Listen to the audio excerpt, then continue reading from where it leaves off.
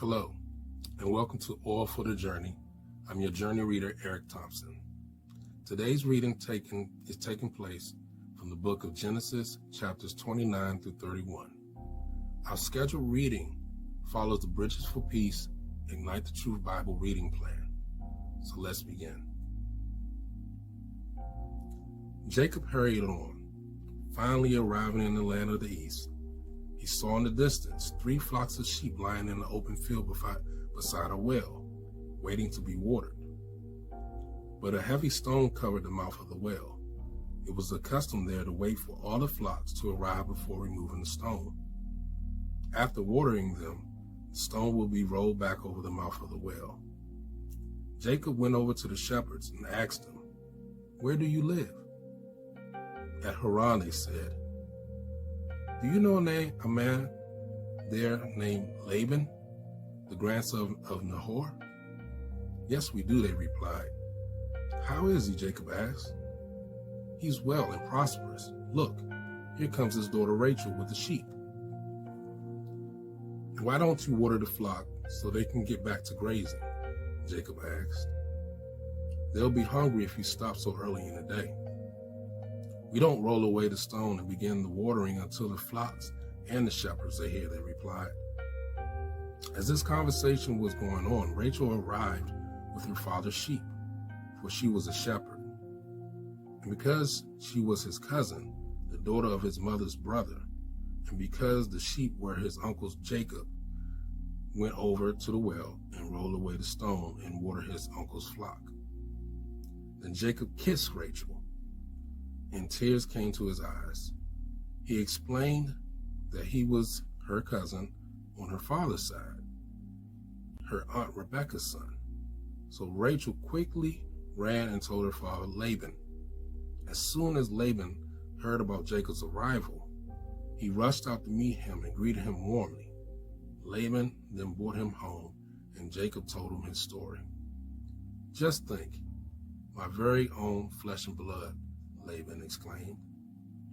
After Jacob had been there for about a month, Laban said to him, "You shouldn't work for me without pay just because we're relatives. How much do you want?" Now Laban had 2 daughters, Leah, who was the oldest, and the younger sister, Rachel. Leah had pretty eyes, but Rachel was beautiful in every way, with a lovely face and shapely figure.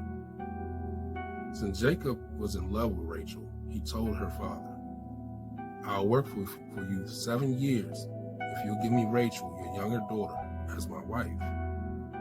"Agreed," Laban replied. "I'd rather give her to you than someone outside the family." So Jacob spent the next 7 years working to pay for Rachel, but his love for her was so strong that it seemed to him but a few days. Finally, the time came for him to marry her. "I have fulfilled my contract," Jacob said to Laban. "Now give me my wife so I can be married." So Laban invited everyone in the neighborhood to celebrate with Jacob at a wedding feast. That night, when it was dark, Laban took Leah to Jacob, and he slept with her. And Laban gave Leah a servant, Zilpah, to be her maid. But when Jacob woke up in the morning, it was Leah. "What sort of trick is this?" Jacob raged at Laban. "I worked 7 years for Rachel. What do you mean by this trickery?" "It's not our custom to marry off a younger daughter ahead of the firstborn," Laban replied. "Wait until the bridal week is over, and you can have Rachel too. That is, if you promise to work another 7 years for me." So Jacob agreed to work 7 more years. A week after Jacob had married Leah, Laban gave Jacob Rachel to him. And Laban gave Rachel a servant, Bilhah, to be her maid. So Jacob slept with Rachel too, and he loved her more than Leah. Then he stayed and worked another additional 7 years. But because Leah was unloved, the Lord let her have a child, while Rachel was childless. So Leah became pregnant and had a son. She named him Reuben, for she said, "The Lord has noticed my misery, and now my husband will love me." Soon she became pregnant again and had another son. She named him Simeon, for she said, "The Lord heard that I was unloved and hath given me another son." Again she became pregnant and had a son. She named him Levi, for she said, "Surely now my husband will feel affection for me, since I have given him 3 sons." Once again she became pregnant and had a son. She named him Judah, for she said, "Now I will praise the Lord." And then she stopped having children. Chapter 30. When Rachel saw that she wasn't having any children, she became jealous of her sister. "Give me children or I will die," she exclaimed to Jacob. Jacob flew into rage. "Am I God?"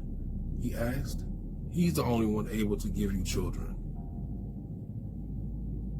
Then Rachel told him, "Sleep with my servant Bilhah, and she will bear children for me." So Rachel gave Bilhah to be his wife, and Jacob slept with her.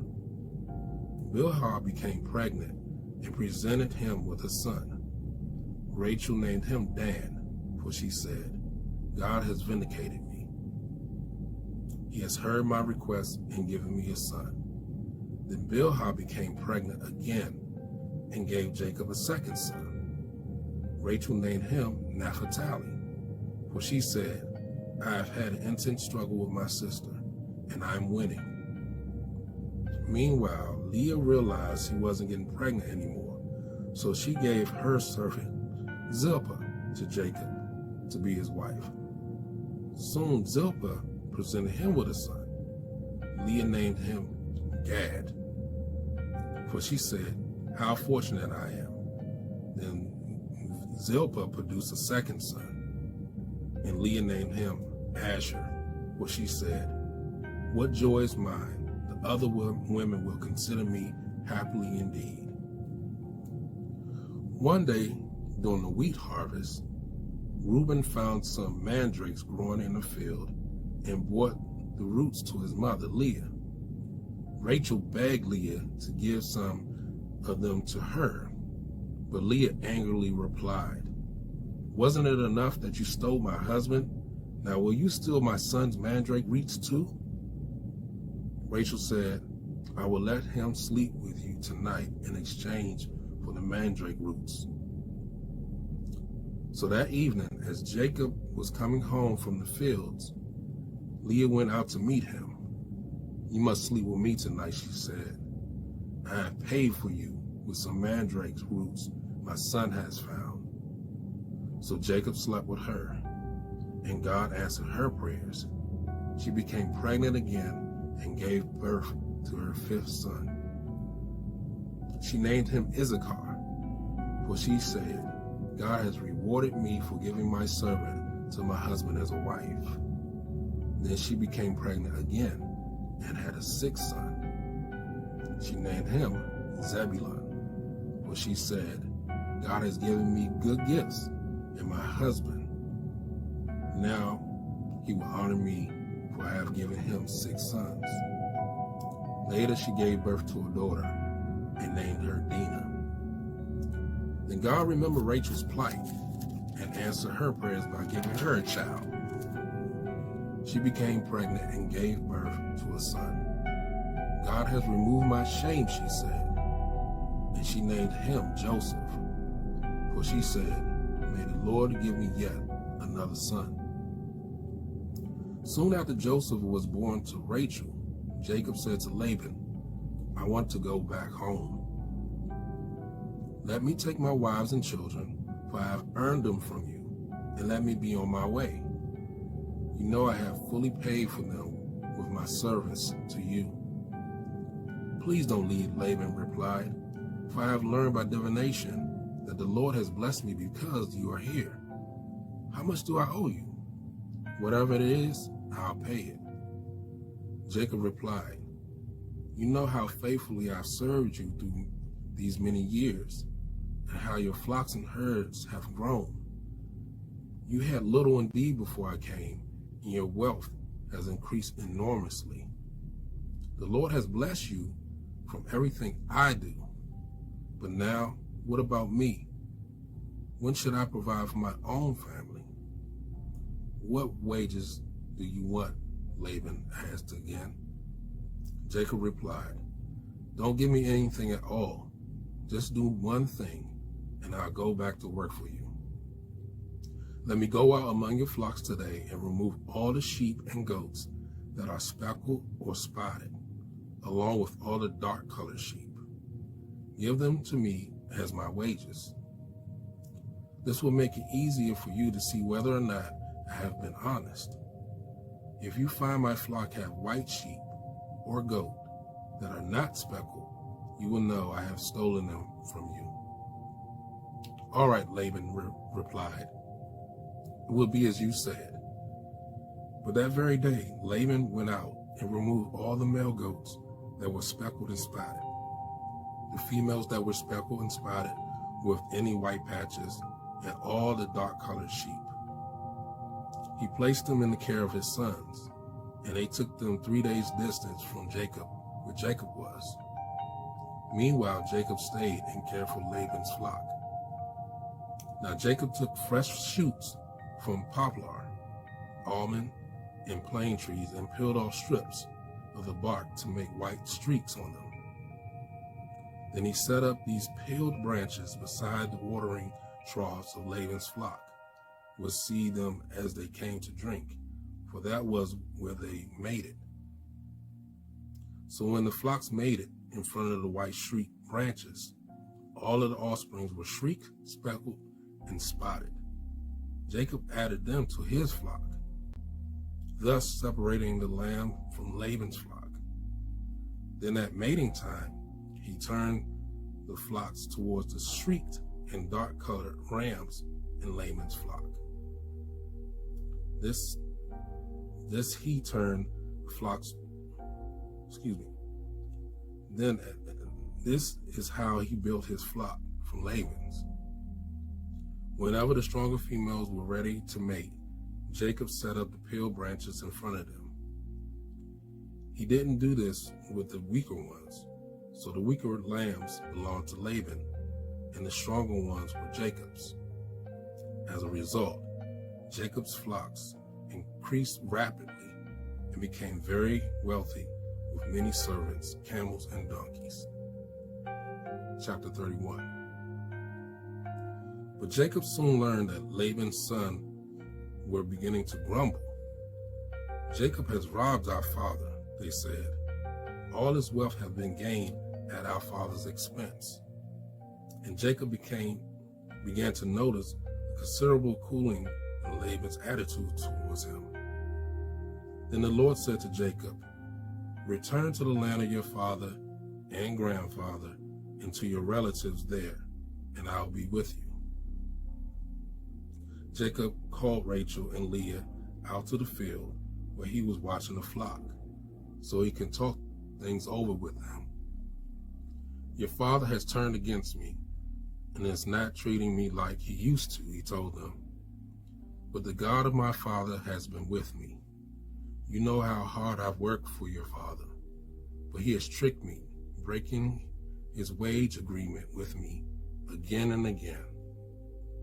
But God has not allowed him to do me any harm, for he said, the speckled animals were mine. The whole flock began to produce speckled lambs, and when he changed his mind and said I can have the speckled ones, then all the lambs were born speckled, shrieked. In this way, God has made me wealthy at your father's expense. During the mating season, I had a dream, and I saw the male goats mating with the flock, who were shrieked, speckled, and spotted.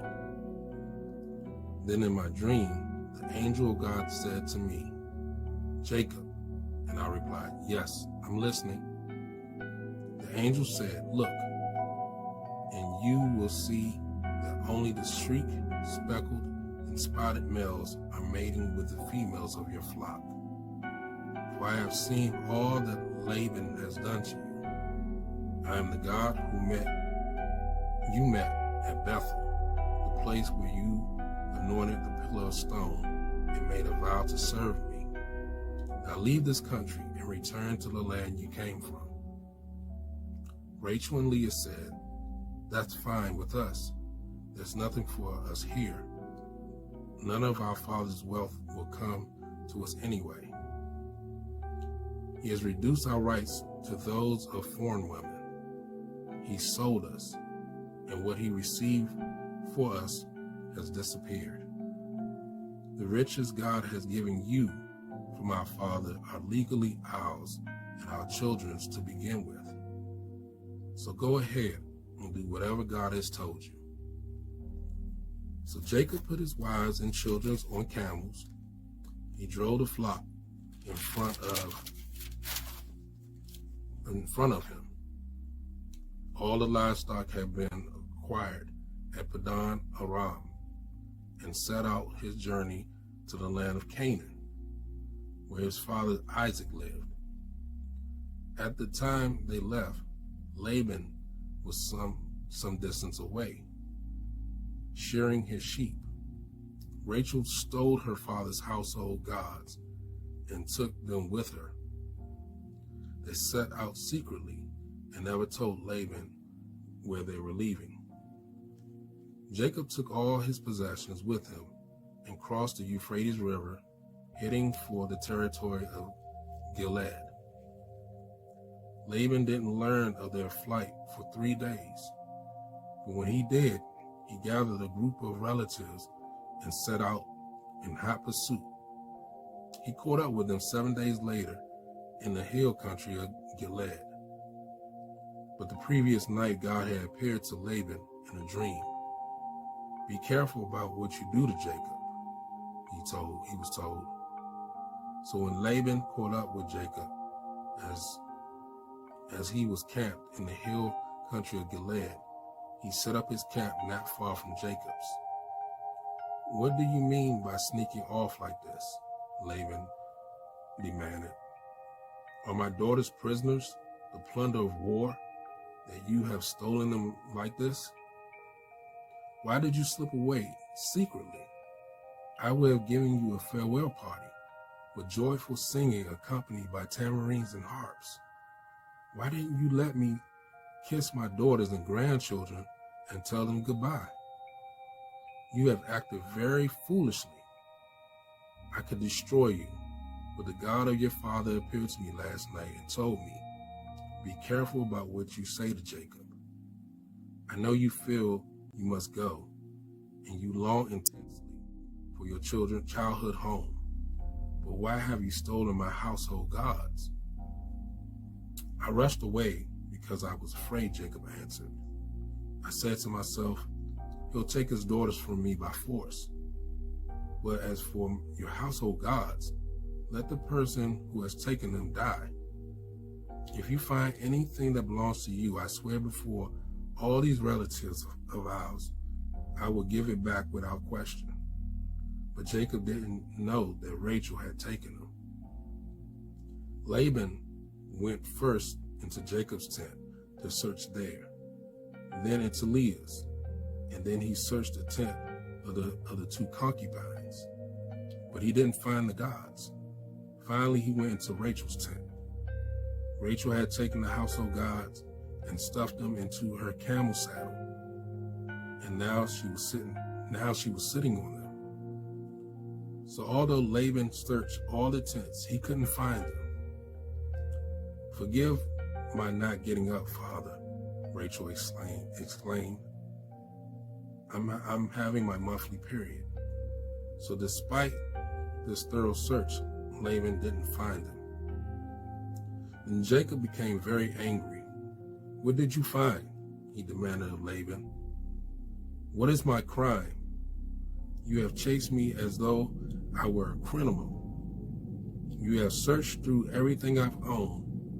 Now show me what you have found that belongs to you. Set it out here in front of us, before our relatives, for all to see. Let them decide who is the real owner. 20 years I've been with you, and all the time I care for your sheep and your goats, so they produce wealthy offspring.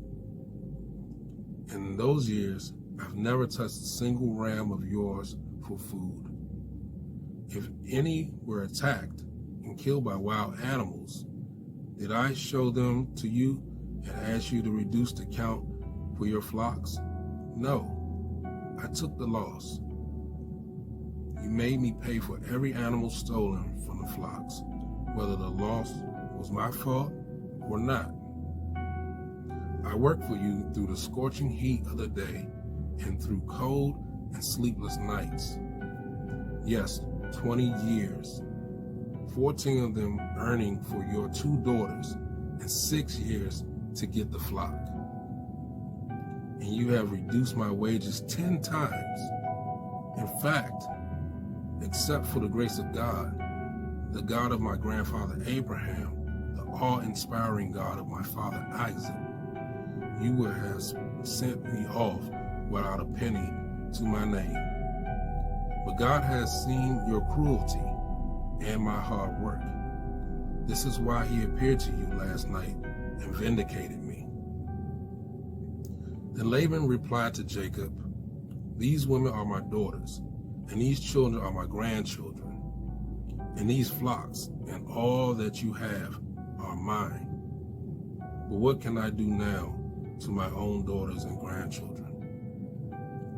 Come on, and we will make a peace treaty, you and I, and we will live by its terms. So Jacob took a stone and set it up as a monument. He also told his men to gather stones and pile them up in a heap. Jacob and Laban then sat down beside the pile of stones to share a meal. They named it Witness Pile, which is Jegar Shahadutha in Laman's language, and Galeed in Jacob's. This pile of stones will stand as a witness to remind us of our agreement, Laban said. This place was also called Mizpah, for Laban said, may the Lord keep watch between us to make sure that we keep this treaty when we are out of each other's sight.